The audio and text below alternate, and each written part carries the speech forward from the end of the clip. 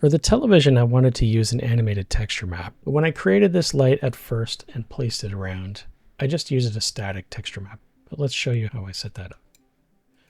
So it was just an Arnold HDRI quad light.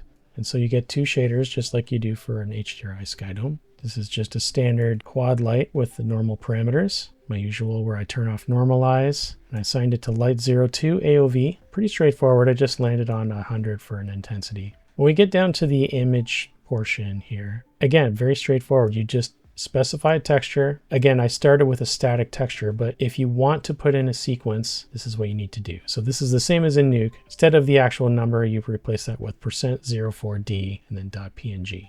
So where did I get this animated texture from? So that texture map is something that I built in Nuke.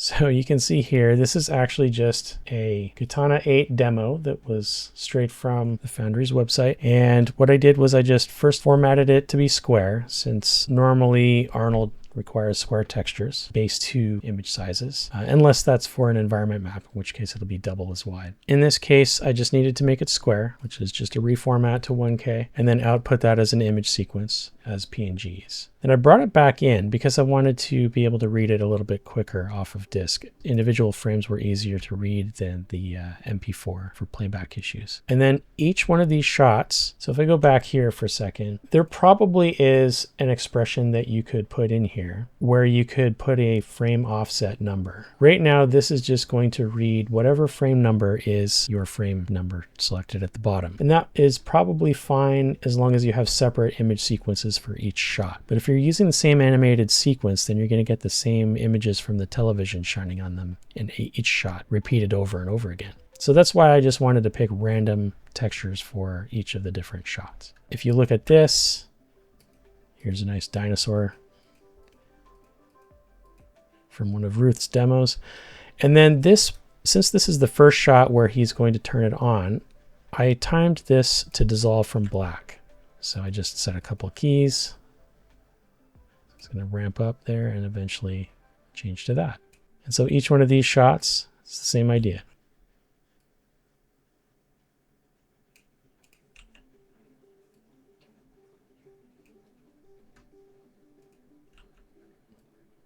Just wanted to get a variety of overall image brightness and colors and stuff like that.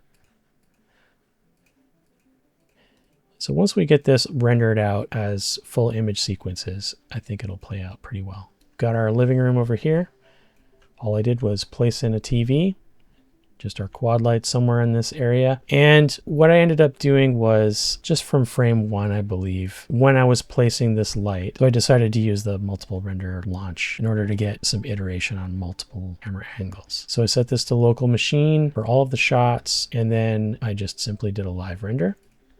It's funny, these are all coming back with no TV light, and it reminded me of something that I forgot to mention. That's fine because now we can see what our shots look like from each one of these angles without the television. But one of the things that I needed to do was specify a different texture map file for each one of these shots. And so in order to do that, I've added these additional Gaffer 3 nodes. And so each one of these Gaffer 3s, I just simply show incoming scene, and then I would right click on the TV light, right click on a light and say adopt for editing. So I did that for the television light, and then simply changed the texture file path for each of the shots. And so from Nuke, I wrote out each texture sequence to its own folder and its own image sequence. And I repeated that process for each of the shots.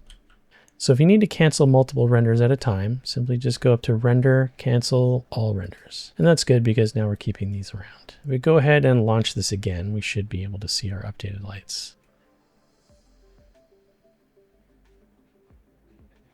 And actually, look, you can see it updating in the viewport as it steps through. So it shows the preview of the texture, only shows the first frame.